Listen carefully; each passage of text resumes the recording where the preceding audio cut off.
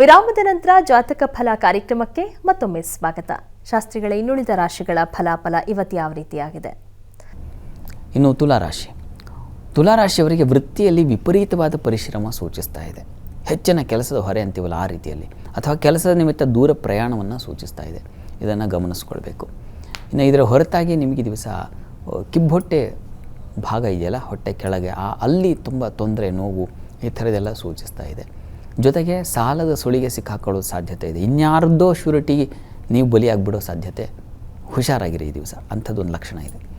ಇನ್ನು ಬುಧ ವ್ಯಯಾಧಿಪತಿ ಚತುರ್ಥಕ್ಕೆ ಹೋಗ್ತಾನೆ. ಹೀಗಾಗಿ ಮನೆ, ವಾಹನ ಇಂತಹ ವಿಚಾರಗಳಲ್ಲಿ ಸ್ವಲ್ಪ ಹೆಚ್ಚಿನ ಹೊರೆ ತೊಗೊಂಡ್ಬಿಡ್ತಾರೆ. ಹೆಚ್ಚು ಖರ್ಚು ಮಾಡೋದೇನೋ ಅಂತ ಅನಿಸುತ್ತೆ. ಒಂದು ಸಣ್ಣ ರಿಪೇರಿಗೆ, ಒಂದು ನಲ್ಲಿ ರಿಪೇರಿಗೆ, ಒಂದು ಟ್ಯಾಪ್ ರಿಪೇರಿಗೆ ನೀವು ತುಂಬ ಹಣ ಖರ್ಚು ಮಾಡಿಬಿಟ್ಟೆ ಅಂತ ವ್ಯಥೆ ಪಡೋ ಸಾಧ್ಯತೆ ಇದೆ.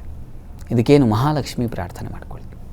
ಇನ್ನು ವೃಶ್ಚಿಕ ರಾಶಿಯವರಿಗೆ ದಿವಸ ಲಾಭದಾಯಕವಾಗಿದೆ, ಅನುಕೂಲ ಹೆಚ್ಚಾಗಿದೆ. ಈ ದಿವಸ ಉದರ ಬಾಧೆ ಸೂಚಿಸ್ತಾ ಇದೆ, ಸ್ವಲ್ಪ ಹುಷಾರಾಗಿರಿ. ಈ ದಿವಸ ನಿಮಗೆ ಸಹೋದರ ಸಹಕಾರ ತುಂಬ ಚೆನ್ನಾಗಿರ್ತದೆ. ಸೇವಕರು, ಸಹಾಯಕರು ಇಂಥವರಿಂದ ಸಹಾಯ ಸಿಗುತ್ತೆ. ಅವರಿಂದಲೂ ಒಂದು ಒಳ್ಳೆಯ ಸಲಹೆ ಸಿಗುತ್ತೆ. ಈ ಥರದ್ದೆಲ್ಲ ಚೆನ್ನಾಗಿದೆ, ಅನುಕೂಲವಾಗಿದೆ. ಆತಂಕ ಬೇಡ. ಸುಬ್ರಹ್ಮಣ್ಯ ಕವಚ ಕೇಳಿಸ್ಕೊಂಡ್ರೆ ಸಾಕು, ಉಳಿದ ಹಾಗೆ ಚೆನ್ನಾಗಿದೆ. ಇನ್ನು ಧನುರಾಶಿಯವರಿಗೆ ದಿವಸ ವೃತ್ತಿಯಲ್ಲಿ ಅನುಕೂಲವೂ ಇದೆ, ಸ್ವಲ್ಪ ವಿಘ್ನಗಳು ಇದ್ದಾವೆ. ಗಣಪತಿ ಪ್ರಾರ್ಥನೆ ಮಾಡಿಕೊಳ್ಬೇಕು. ಇನ್ನು ಈ ದಿವಸ ಪ್ರಯಾಣದಲ್ಲಿ ತೊಂದರೆ ಇದೆ. ಸ್ನೇಹಿತರ ಜೊತೆಗೆ ಸ್ವಲ್ಪ ಅಸಮಾಧಾನ ಸೂಚಿಸ್ತಾ ಇದೆ.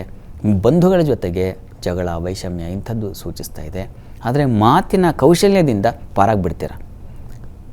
ಒಂದು ಒಳ್ಳೆಯ ಮಾತಾಡಿ ಹೊರಗೆ ಬರತಕ್ಕಂತಹ ಸಾಧ್ಯತೆ, ಚಾಕಚಕ್ಯತೆ ಅದೆಲ್ಲ ತುಂಬ ಚೆನ್ನಾಗಿದೆ. ಈ ದಿವಸ ನೀವು ನಾಗಪ್ರಾರ್ಥನೆ, ದುರ್ಗಾ ಕವಚ ಎರಡೂ ಹೇಳ್ಕೊಳ್ಳೋದು ತುಂಬ ಒಳ್ಳೆಯದು. ಮಕರ ರಾಶಿಯವರಿಗೆ ಈ ದಿವಸ ದೈವ ಸಹಾಯ ಚೆನ್ನಾಗಿರ್ತದೆ. ಕೆಲಸ ಕಾರ್ಯಗಳಲ್ಲಿ ಸುಲಭ ಅನುಕೂಲ ಉಂಟಾಗ್ತಕ್ಕಂತಹ ಸಾಧ್ಯತೆ ಚೆನ್ನಾಗಿದೆ. ಸಂಗಾತಿಯ ಸಹಕಾರ ಚೆನ್ನಾಗಿರ್ತದೆ. ಈ ದಿವಸ ಆರೋಗ್ಯ ಸ್ವಲ್ಪ ವ್ಯತ್ಯಾಸ ಇದೆ. ಆದಿತ್ಯ ಹೃದಯವನ್ನು ಹೇಳ್ಕೊಂಡ್ರೆ ಬಹಳ ಒಳ್ಳೆಯದು.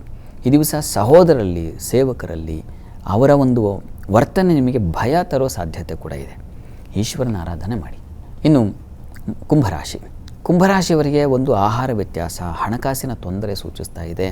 ವಿದ್ಯಾರ್ಥಿಗಳಿಗೆ ತೊಂದರೆಗಳನ್ನು ಸೂಚಿಸ್ತಾ ಇದೆ. ಬೇಡದ ಚಟುವಟಿಕೆಗಳಲ್ಲಿ ಭಾಗಿಯಾಗಿ ಕೆಟ್ಟ ಹೆಸರು ತಗೊಳ್ತೀರಾ. ವ್ಯಸನಕ್ಕೆ ತುತ್ತಾಗ್ಬಿಡೋ ಸಾಧ್ಯತೆ ಸೂಚಿಸ್ತಾ ಇದೆ. ತುಂಬ ಜಾಗ್ರತೆ ಬೇಕು ಈ ದಿವಸ ಕುಂಭರಾಶಿಯವರು. ಬುಧನೂ ವ್ಯಯಕ್ಕೆ ಬರ್ತಾ ಇದ್ದಾನೆ. ಪಂಚಮಾದಿ ಬುದ್ಧಿಯ ಅಧಿಪತಿ ವ್ಯಯಕ್ಕೆ ಬಂದಾಗ ಬುದ್ಧಿ ಲಾಸ್ ಆಗುತ್ತೆ, ಬುದ್ಧಿಶಕ್ತಿಯೇ ಕಳೆದು ಹೋಗುತ್ತೆ. ಏನು ಆಲೋಚನೆ ಮಾಡಿದ್ರೆ ಅದೇ ತಪ್ಪಾಗ್ಬಿಡುತ್ತೆ. ಏನು ಎಕ್ಸಾಮಲ್ಲಿ ನೀವು ಇದೇ ಸರಿಯಾದ ಉತ್ತರ ಅಂತ ಅಂದ್ಕೊಂಡು ಬರೆದ್ರೆ ಅದೇ ತಪ್ಪಾಗ್ಬಿಡೋ ಸಾಧ್ಯತೆ ಇರುತ್ತದೆ. ಪರಿಶೀಲಿಸ್ಕೊಳ್ಳಿ. ಮತ್ತೊಮ್ಮೆ ವಿಷ್ಣು ಸಹಸ್ರನಾಮ ಕೇಳಿಸ್ಕೊಳ್ಳಿ, ಹೇಳ್ಕೊಳ್ಳಿ, ಅನುಕೂಲ ಆಗುತ್ತೆ. ಇನ್ನು ಮೀನರಾಶಿಯವರಿಗೆ ದಿವಸ ಲಾಭದಾಯಕವಾಗಿದೆ.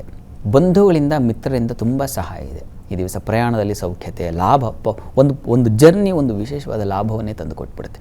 ಅಂತಹ ಚೆನ್ನಾಗಿದೆ. ಸ್ವಲ್ಪ ಕಣ್ಣಿನ ಬಾಧೆ ಸೂಚಿಸ್ತಾ ಇದೆ. ನಾಗ ಕವಚ ಹೇಳ್ಕೊಂಡ್ರೆ ಬಹಳ ಒಳ್ಳೆಯದು. ವೃತ್ತಿಯಲ್ಲೆಲ್ಲ ತುಂಬ ಚೆನ್ನಾಗಿದೆ, ಆತಂಕ ಬೇಡ. ಈ ದಿವಸ 12 ರಾಶಿಗಳವರೇ ರಾಶಿ ಗೊತ್ತಿಲ್ಲ ಅಂತಕ್ಕಂಥವ್ರಿಗೆ ಹೇಳಬಹುದಾದ ಮಂತ್ರ, ಸರಳವಾದ ಮಂತ್ರ ಯಾವುದು ಗಮನಿಸಿ. ಓಂ ಜಯ ವಹಾಯ ನಮಃ. ಈ ಮಂತ್ರವನ್ನು ಹೇಳ್ಕೊಂಡ್ರೆ ಜಯ ಉಂಟಾಗುತ್ತೆ. ಸರಿ ಶಾಸ್ತ್ರಿಗಳ, ಇವತ್ತಿನ ಸಂಚಿಕೆಯಲ್ಲಿ ಈ ದಿನದ ವಿಶೇಷತೆ ಜೊತೆಗೆ 12 ರಾಶಿಗಳ ಫಲಾಫಲದ ಬಗ್ಗೆ ತಿಳಿಸ್ಕೊಟ್ರಿ. ಹಾಗೆ ನಮ್ಮ ವೀಕ್ಷಕರು ಕಳುಹಿಸಿದಂತಹ ಸಂದೇಶಗಳಿಗೆ ಸಲಹೆ, ಸೂಚನೆ, ಪರಿಹಾರಗಳನ್ನು ಸೂಚಿಸಿದ್ರಿ. ಧನ್ಯವಾದಗಳು. ಸರ್ವೇ ಜನಾಃ ಸುಖಿನೋ ಭವಂತು, ಸಮಸ್ತ ಸನ್ಮಂಗಳಾನಿ ಭವಂತು. ಎಲ್ಲರಿಗೂ ಶುಭವಾಗಲಿ. ವೀಕ್ಷಕರೇ, ಇದಾಗಿತ್ತು ಇವತ್ತಿನ ಜಾತಕ ಫಲ ಕಾರ್ಯಕ್ರಮ. ನೇರ, ದಿಟ್ಟ, ನಿರಂತರ ಸುದ್ದಿಗಾಗಿ ನೋಡ್ತಾ ಇರಿ ಏಷ್ಯಾನೆಟ್ ಸುವರ್ಣ ನ್ಯೂಸ್.